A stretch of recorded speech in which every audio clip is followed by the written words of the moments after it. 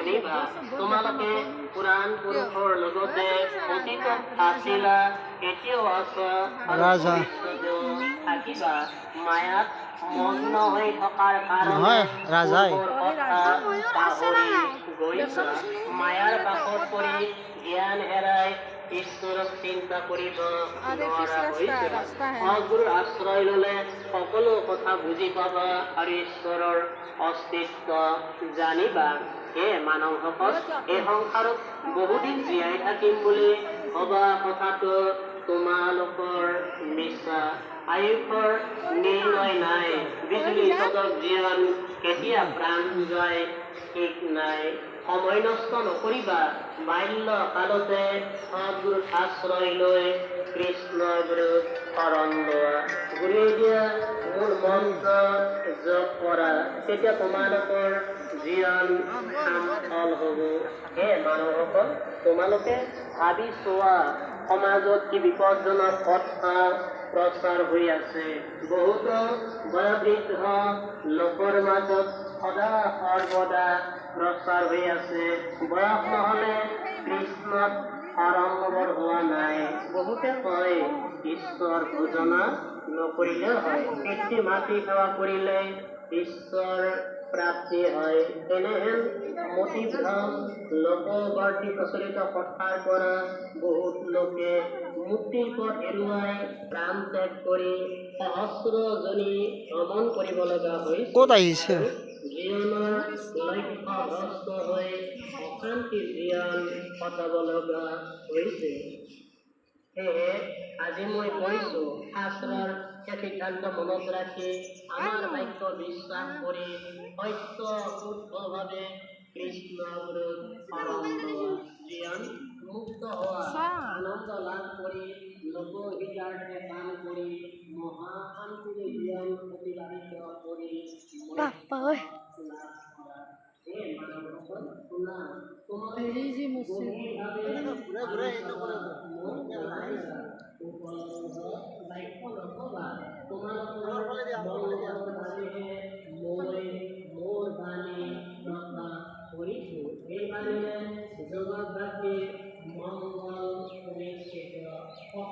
এবাৰ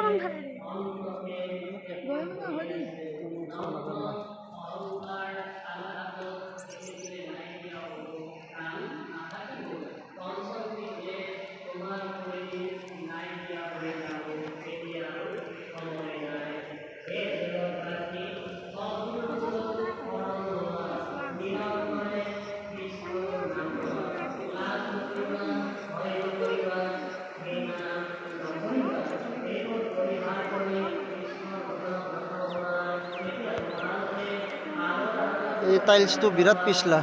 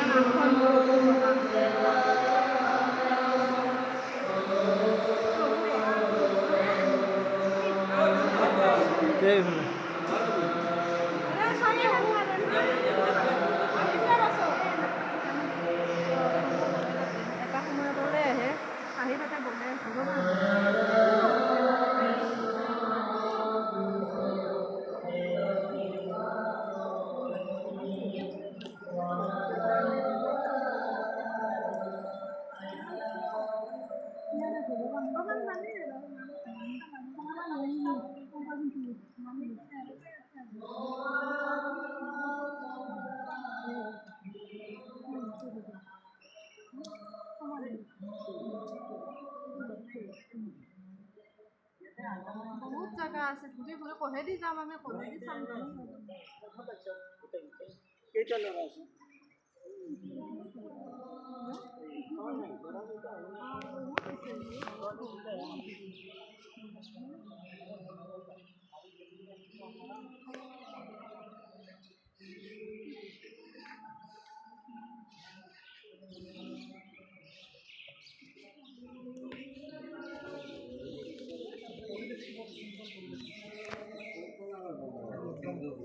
বৰষুণ দিয়াৰ কাৰণে অলপমান যাত্ৰা